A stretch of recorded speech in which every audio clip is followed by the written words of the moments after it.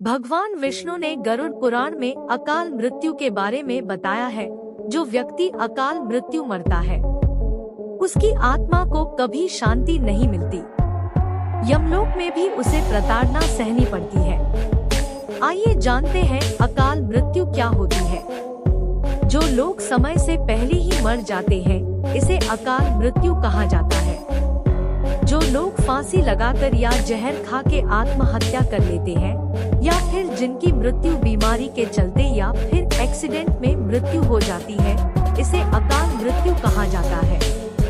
भगवान विष्णु ने बताया है कि मरने से 1 घंटे पहले व्यक्ति की आंखों के सामने उसके सभी बुरे कर्म दिखाए जाते हैं और वह व्यक्ति अपने परिजनों से माफी मांगने की इच्छा रखता है, क्योंकि उसे आभास हो जाता है कि वह इस दुनिया को हमेशा के लिए छोड़ने वाला है।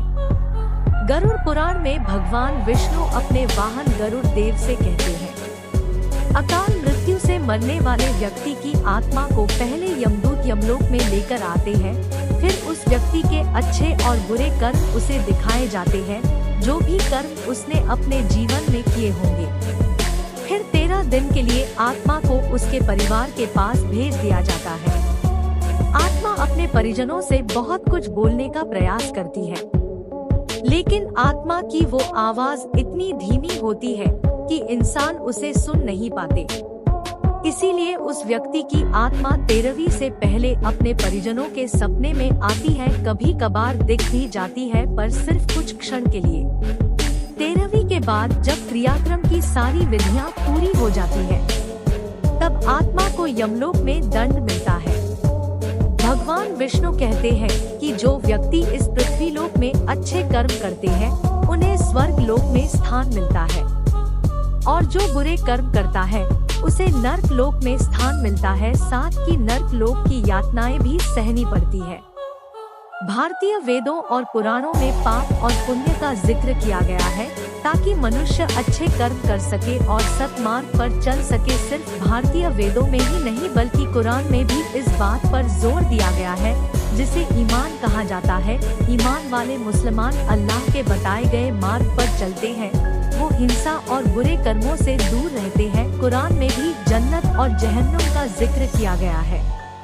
वहाँ पर भी कर्मों के अनुसार व्यक्ति को जन्नत और जहन्नुम में जगह मिलती है। इसके अलावा भगवान विष्णु ने पुनर्जन्म के बारे में भी जिक्र किया है। यदि मनुष्य इस जीवन में अच्छे कर्म करेगा, परमात्मा की भक्ति करेगा, सत्मार्ग पर चलेगा, उसे निश्चित ही मनुष्य जन्म मिलेगा और बुरे कर्म करने वाले को जानवर के रूप में जन्म मिलेगा। हिंदू धर्म में मरने के बाद ब्राह्मणों द्वारा गरुड़ पुराण का पाठ कराया जाता है। क्या होगा यदि जब कोई जीवित इंसान गरुड़ पुराण का पाठ कर लेगा? जानने के लिए चैनल को सब्सक्राइब जरूर करें। अगले पार्ट में हम इसी टॉपिक पर आपके लिए वीडियो लेकर आने वाले हैं।